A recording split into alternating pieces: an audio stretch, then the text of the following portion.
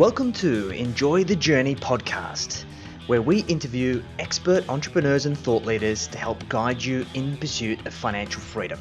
Presented to you by Jackson Milan, the Wealth Mentor, where we help service-based business owners remove cash flow bottlenecks, maximize their profits, and turn business profits into personal wealth. G'day guys, Jackson Milan, the Wealth Mentor here for another episode of the Enjoy the Journey podcast. And today I'm here with a new friend, Ben McLellan from the Empowered CEO. And Ben and I were introduced to a mastermind that we're a part of, and we hit it off straight away. I could see the messaging, the way that he was showing up, the positioning that he had in the marketplace. I could immediately tell that what Ben was doing was something different.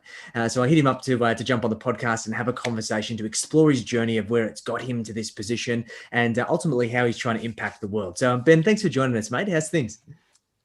Great, man. I'm pumped to be here. So thanks for having me, mate. So tell us a little bit about you. What's your story?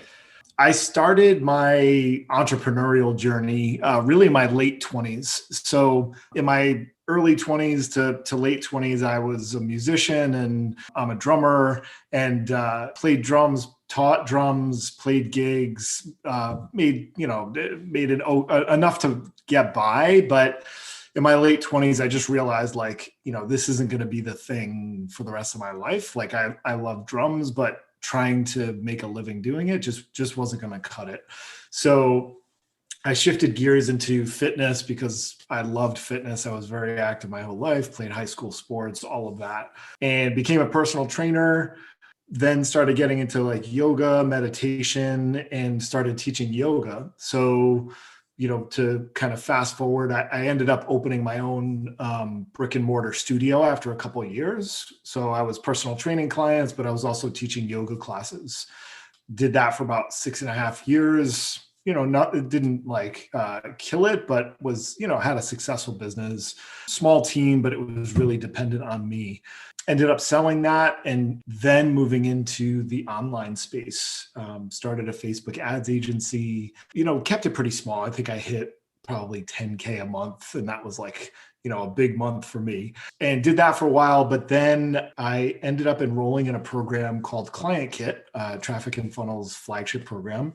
And it was a great experience for me. I had never been in an environment of people who are building wealth and building businesses. And I just started to see wow, there's so much more I can do.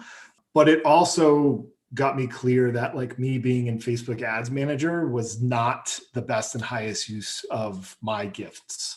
So I actually ended up becoming a coach in that program in Client Kit.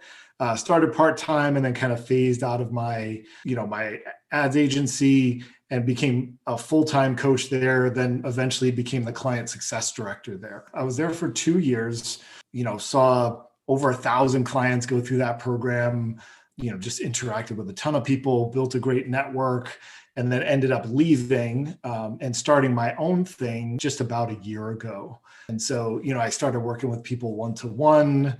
The offer has evolved since then. And, now have 5 team members and things are just expanding. So it's been kind of a wild ride, but it's been lots of fun too. I love that. And I think the great thing that I can see about this, Ben, is that you've always been pursuing what you saw as something that you were passionate about, or the opportunity that really filled your cup, which is great. And I think there's many entrepreneurs that kind of hang on to things that even if it makes them miserable, and they're just not willing to let them go because it's what they know. It's going from your yoga business into the agency, then into this new business where you're helping online businesses really maximize their delivery and create phenomenal results for their clients that are really unprecedented in many cases. Let's go back to that first business, because you're obviously very passionate about the fitness space. Was it difficult for you to let go of that aspect of your life and then kind of jump into the unknown? Honestly, it wasn't. And I held on to the business longer than I wanted to. So I had a mentor back then, and I love him. He was such an amazing influence on me. And on his advice, he was I don't know if it's time yet to hold. And I didn't trust my gut. So I probably held on to the studio a year longer than I really wanted to. And the big thing for me, it was a couple things. So one is I didn't really understand how to build a business that wasn't dependent on Ben. And so I had some team members, but it was still the Ben show. But then there wasn't really challenge, or I didn't feel challenged in that. And so I just got to a point where I was like, I just want to do something different. I think that's so important. Just having that, being cognizant of those changes and understanding that scalability. And what I'm really interested about, Ben, is exploring this idea of kind of your ethical scaling methodology. And because honestly, it's something that I've kind of thought about, but no one's really speaking about it. And everyone's talking about scaling up, scaling up, scaling up. And many businesses scale up for scaling up's sake, and they burn a lot of clients in the process, particularly in the agency and the info product space. So they might have a really good product offering. They take on too many clients and they drop the ball and everyone gets burnt. So where did you start to see this opportunity in this ethical scaling space to help infopreneurs to really do this properly? Like at Traffic and Funnels, I mean, I saw a ton of clients, right? And it's an environment that's all about fast growth, right? That's what they do. And it wasn't until I left that I was like, man, that environment is not the right match for me, right? Nothing wrong with it. Like I have no regrets. I learned so much from those guys. Like it was an amazing gift for me, but it also helped me to see like, oh, okay, that's not how I want to run my business, you know?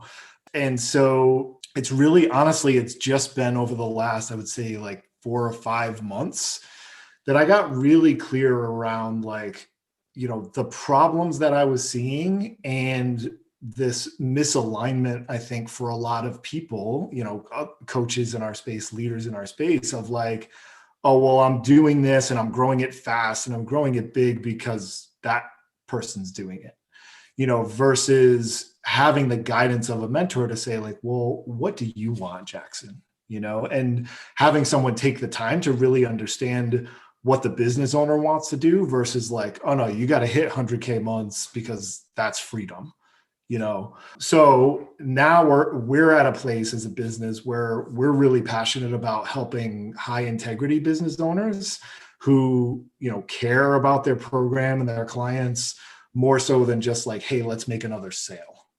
That's so important. We've always built our business on the idea of retention, of delivering exceptional value so people never want to leave.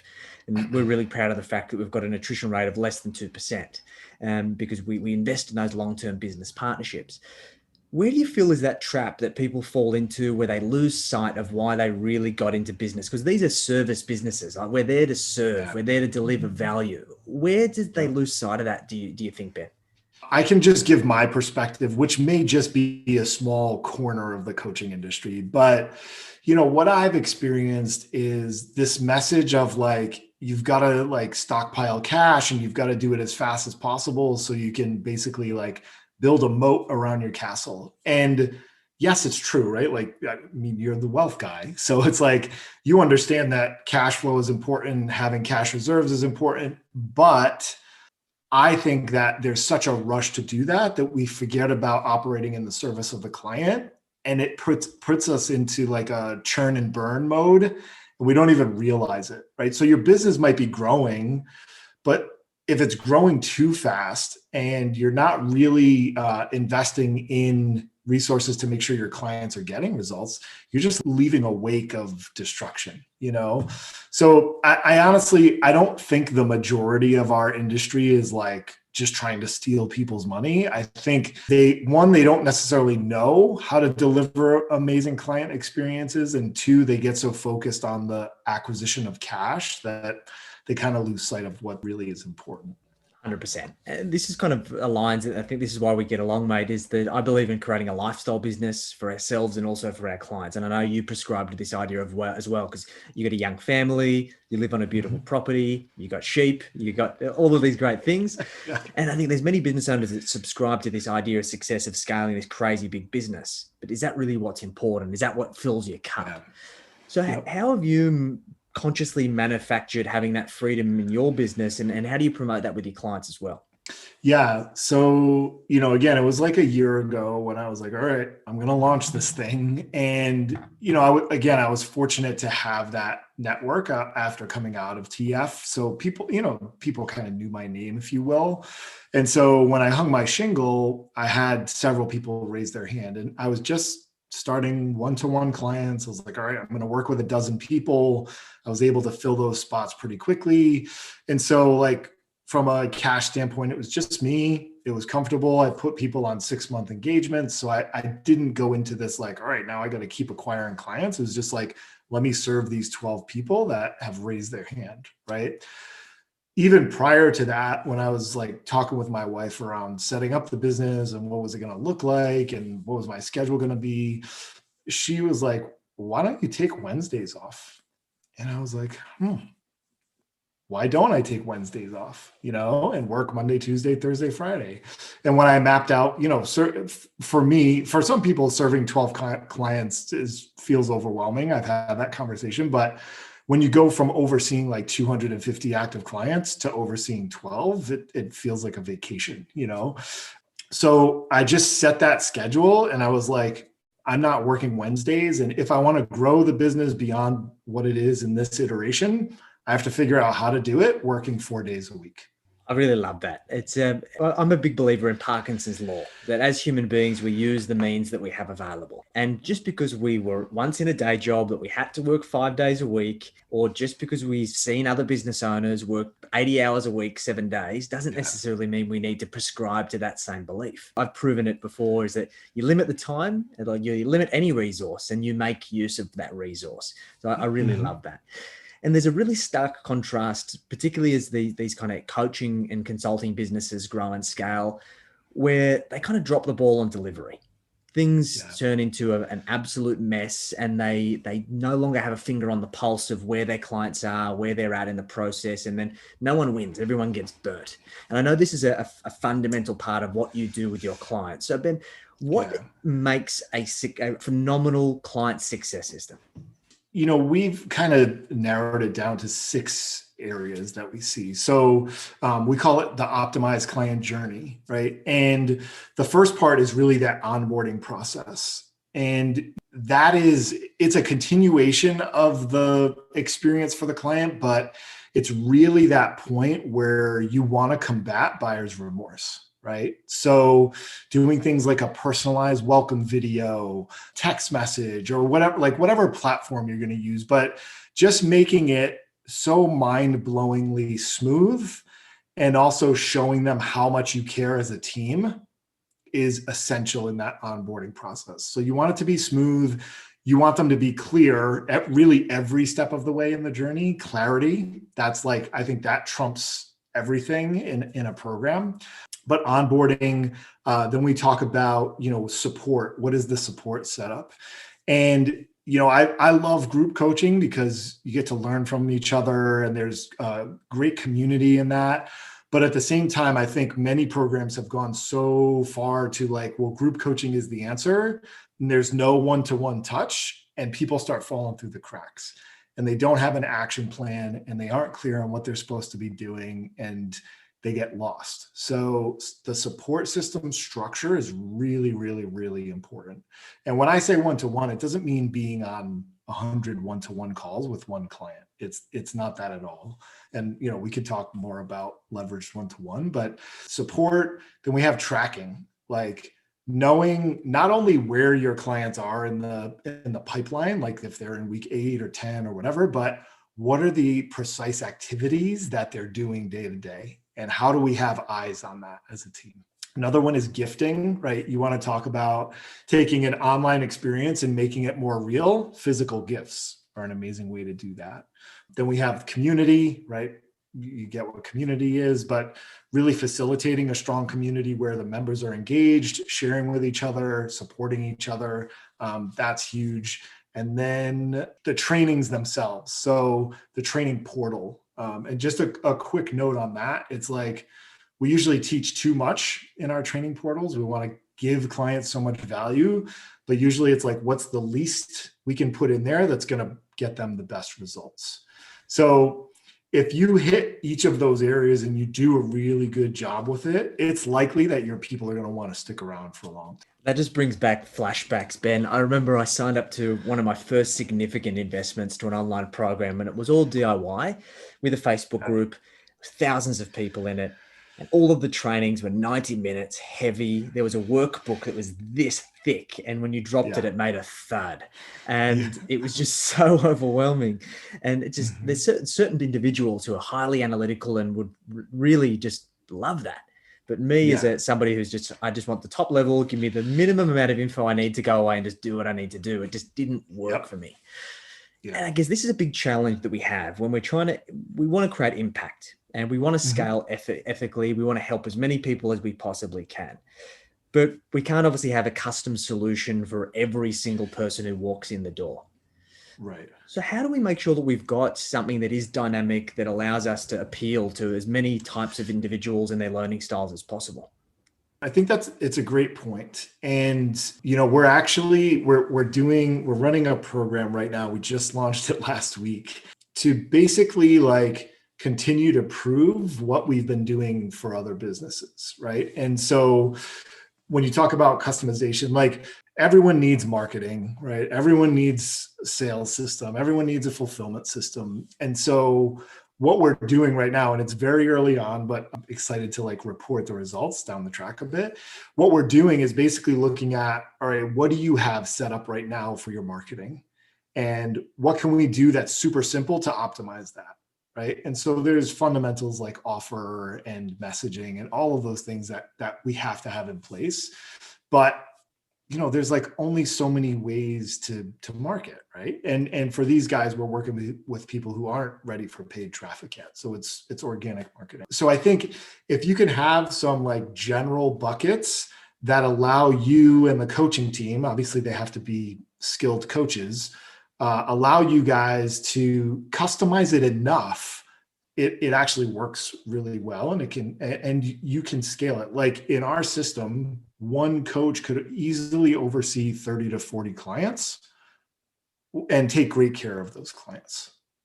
Beautiful. And I think that there's many examples that I've seen myself that it's so much chaos and there's so much uncertainty that it's so difficult to try and manage those clients the way that they need to, because they don't have all of those other mechanisms in place. Specifically what you're talking about around that roadmap of where are they at the process and what should they be working on at any point in time, which is, so simple, but it's genius.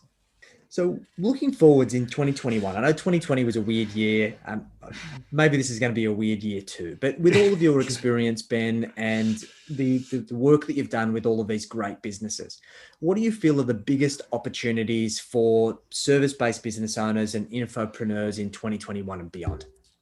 What I can tell you, over the last 4 months, we've worked with over a dozen 7-figure coaching businesses, a couple of 8-figure coaching businesses.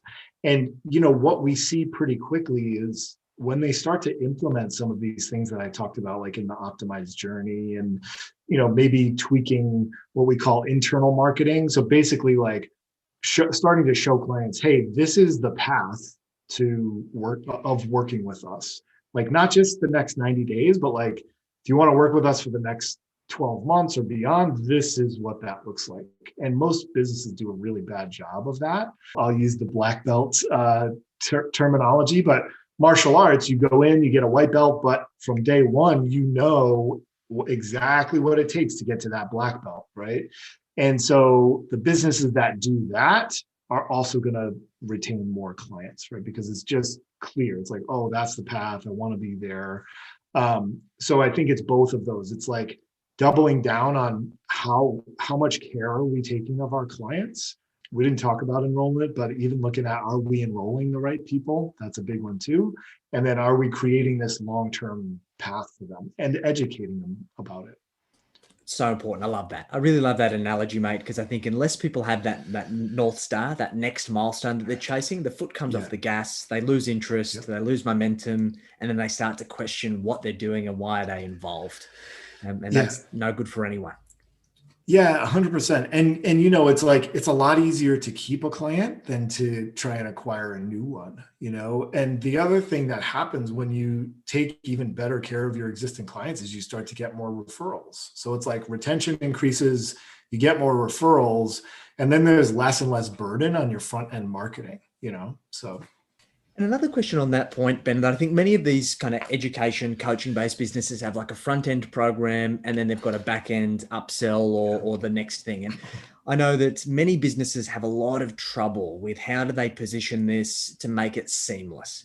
And I think many of us, we can't sometimes can't see the light through the trees, and we just wonder why this just doesn't happen. It makes logical sense. If you've got your results here, why don't you continue to work with me?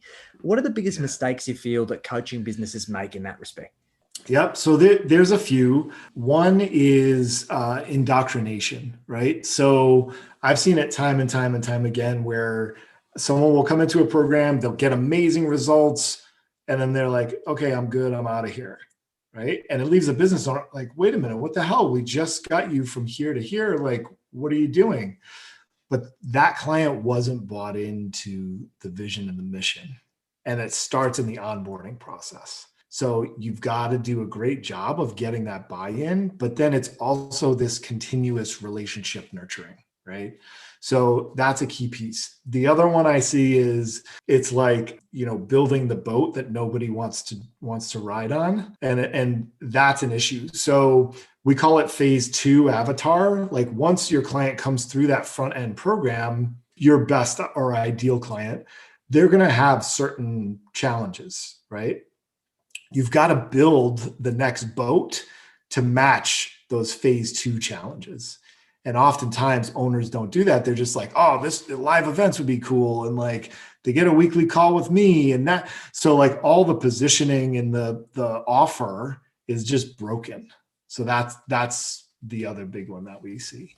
And then, the third piece I would say is there is an art to like that conversation around upgrading. And it's pretty simple. It's like, hey, what were your wins? What did you learn? Where do you want to go next? And do you want our help getting there? And it's so common sense. I know we implemented this a while back because we were really frustrated that we created a front end program. Back in the day, we had just one program and it was an ongoing program and it just continued. But we said, hey, let's dice it up and let's get people just kind of try before they buy, do something that's short, that's 6 weeks. And then after we've gotten them phenomenal results, of course, they're going to continue. And the first time we run it was super frustrating. And I'm like, okay, wow, where are the things that are falling off? So then we implemented that initial indoctrination process. Then we implemented the kind of next key milestone, because if they can't see what's the next thing they're working towards, there's no reason for them to continue, no matter how common sense it might seem to us. It's just these small nuances that add so much value. And this is why working with people like yourself is just an absolute no-brainer. Yeah. So Ben, let's talk about your ideal client. Somebody that would benefit the most from working with you and the team. Who are they? What position are they in? What are the kind of symptoms or frustrations they're facing? So for the last 5-6 months, we've been doing this as a consulting offer, and so again, usually it's a 7-figure business or even higher just because of the nature of the consulting offer. But we go in, we do a deep dive audit into every aspect of the client experience, create an action plan, and then walk alongside them as they implement some things. And we actually build some things in that process as well. So we've been doing that. We work with those kinds of businesses for 3 to 6 months, but what we've just actually put together is a bit more of a hybrid program. And that's going to be for businesses, again, typically fulfillment issues aren't going to start till 20K for most businesses, maybe a little bit sooner, but typically it's that, 20K. So for businesses that are in between like 20K to 70, 80K a month, we have it's not a group program. There's a clinic, there's one-to-one, but it's still done in a way that's very consultative. So it's customized. You have certain aspects that you're going to implement, so on and so forth. Awesome, mate. I love it. I think it's fantastic. I think it's just reducing some of those barriers of really the top level coaching and consulting comes at a price because it's amazing work. But the sooner you can solve those things, the easier it's going to be to get to that upper level. So I love that you're doing that. And mate, how are people, if they've listened to this podcast and they've liked what you had to say, how are people best to get in contact with you and the team? Yeah, sure. So I think the simplest thing, you can hop into our free Facebook group. It's just called Ethical Scaling. If you search for that, or, feel free to reach out to me on Facebook. I'm quite active on there, as Jackson knows. So, you can add me as a friend, shoot me a message if you want to chat or ask questions, but that would be the best way to do it. Beautiful, mate. And just to round things off, if you had to leave the listeners with some pearls of wisdom, what would they be, Ben? I think, again, we keep talking about client fulfillment, but, it can be really tough to take a hard look at your current fulfillment experience and the results your clients are getting or not getting. But I can tell you, if you will take the time to do that and get really honest and listen to your team, if you have a team, it will be such a game changer for you and your business, because the more results you're seeing from your clients, it's just going to be a win-win for everybody, whether they stay or not.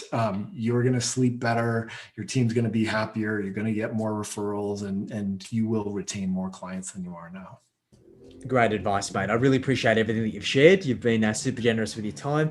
Guys, hopefully you've enjoyed this conversation that I've had with Ben. If you are interested in getting in contact with him, there'll be some links down below, so feel free to reach out. Ben, thanks again for jumping on the podcast, and looking forward to catching up again soon.